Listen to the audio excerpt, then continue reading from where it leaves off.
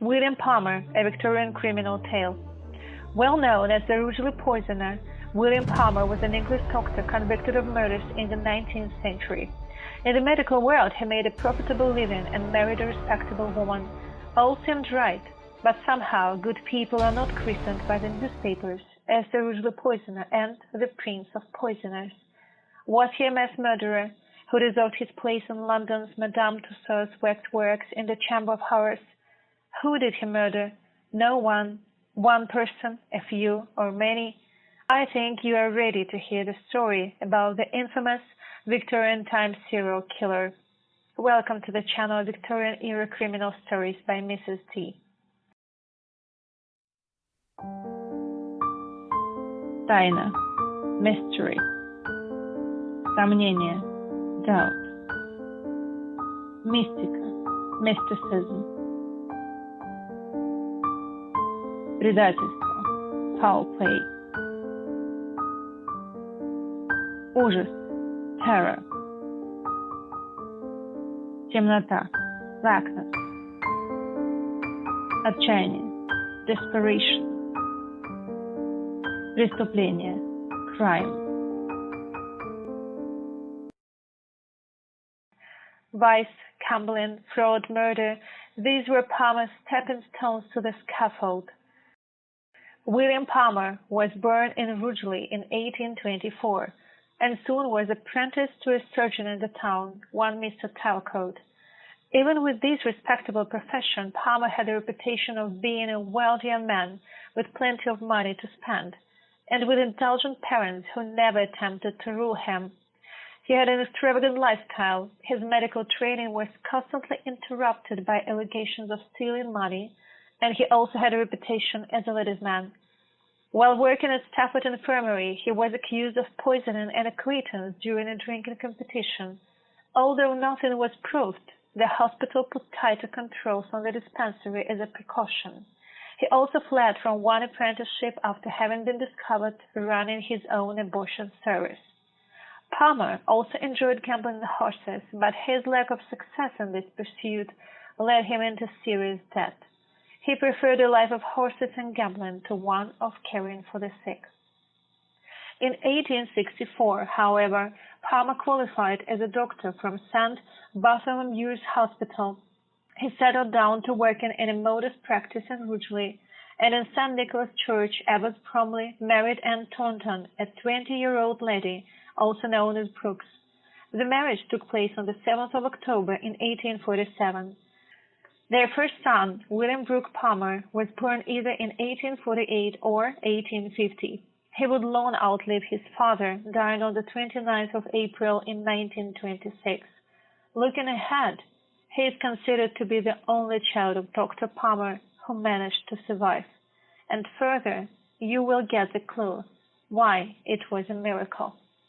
The first of several suspicious deaths connected to Palmer was that of his mother-in-law. On the 18th of January in 1849, Anne Mary Thornton died while visiting her daughter at Palmer's house. She was about 50 years old. His mother-in-law had recently been widowed, and both she and her daughter had received a considerable inheritance, albeit somewhat less than Palmer had expected. But when his wife's mother turned up dead from an apparent stroke just a few days into her visit, things began to go south. On the 10th of May in 1850, Leonard Bladen died. He was a 49-year-old house guest of the Palmers. Surprisingly, no one got interested in that case.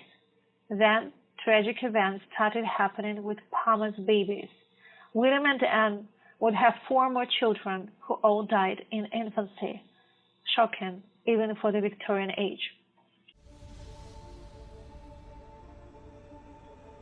Elizabeth Palmer died on the 6th of January in 1851. She was about 2 months and a half old at the time of death. Henry Palmer died on the 6th of January in 1852. He was about a month old.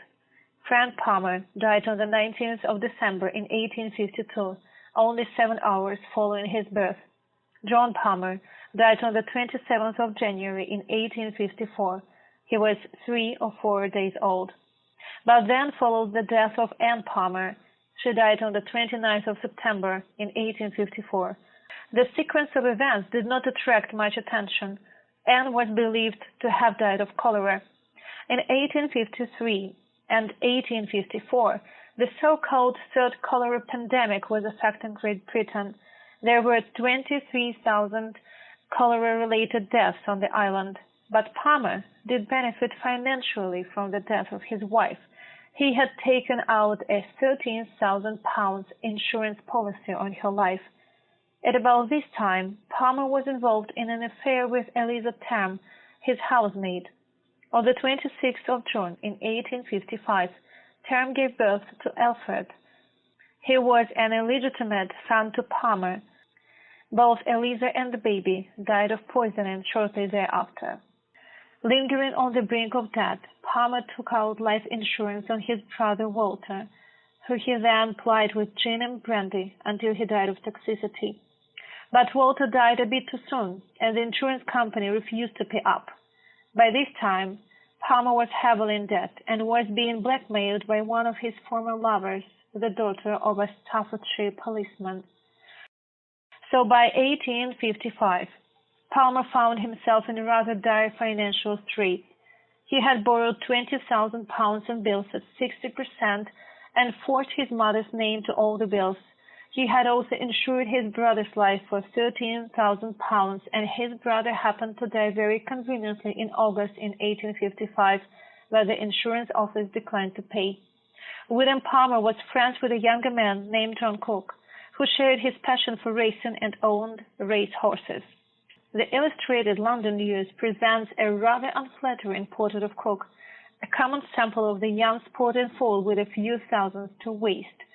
But on the 13th of November in 1855, Cook's horse Polestar came good, winning a race at Shrewsbury and netting his owner nearly £3,000.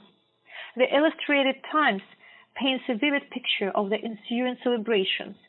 Cook gave dinner at the Raven, Shrewsbury, on the following day, and after indulging freely in the foreign wines of an English country town, the owner of Polestar took to brandy and water to restore his British solidity.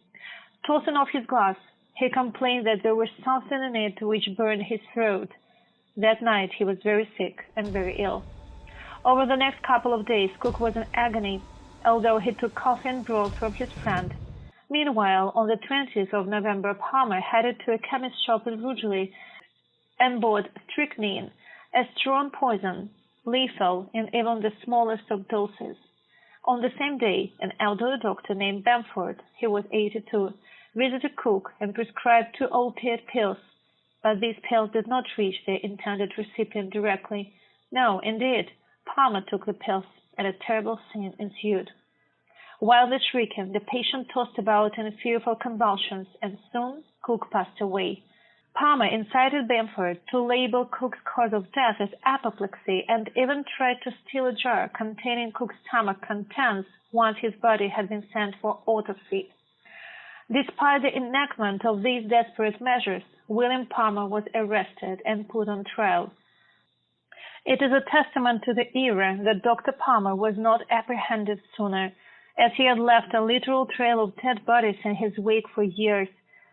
It was this case that forced authorities to begin the process of exhumation to determine blood toxicity of his past victims, and it was this evidence that led to the conclusion that Palmer was, in fact, a bona fide serial killer. The bodies of Anne and Walter Palmer were also exhumed and re-examined, although not enough evidence was found to charge Palmer with their deaths. An Act of Parliament was passed to allow the trial to be held at the Old Bailey, London, as it was felt that a fair jury could not be found in Staffordshire.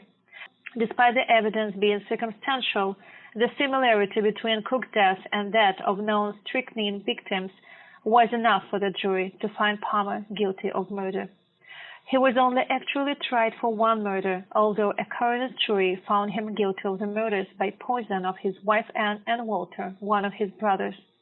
Until the very end, efforts were made to get him to confess to the murder of John Parsons Cook, but he refused, always maintaining that Cook did not die from strychnine.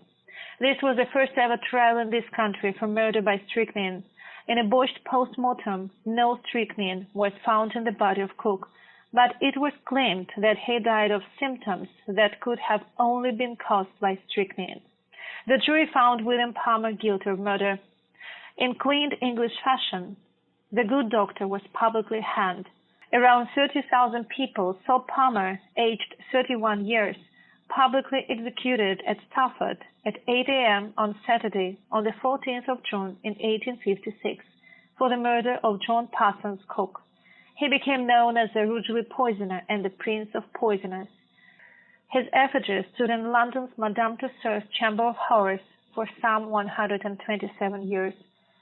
That he was a rogue, heavily in debt, guilty of attempted bribery, fraud, forgery, and overly fond of the latest sort of gambling on the horses is beyond doubt. Arthur Conan Doyle's detective Sherlock Holmes remarks on Palmer in The Adventure of the Speckled Band. Robert Gray's novel, The Hand My Saintly Billy, is a re-examination of the case. The salutation, "What's your poison?" is thought to be a reference to the events. And now I've got a rather reasonable question to you. Do you believe that William Palmer could be a serial poisoner? Or you feel like the innocent person got executed in 1856? Let us discuss this case. And thank you for your time. And don't forget to subscribe to my channel and put a like on this video. So many criminal stories are yet to come. See you soon.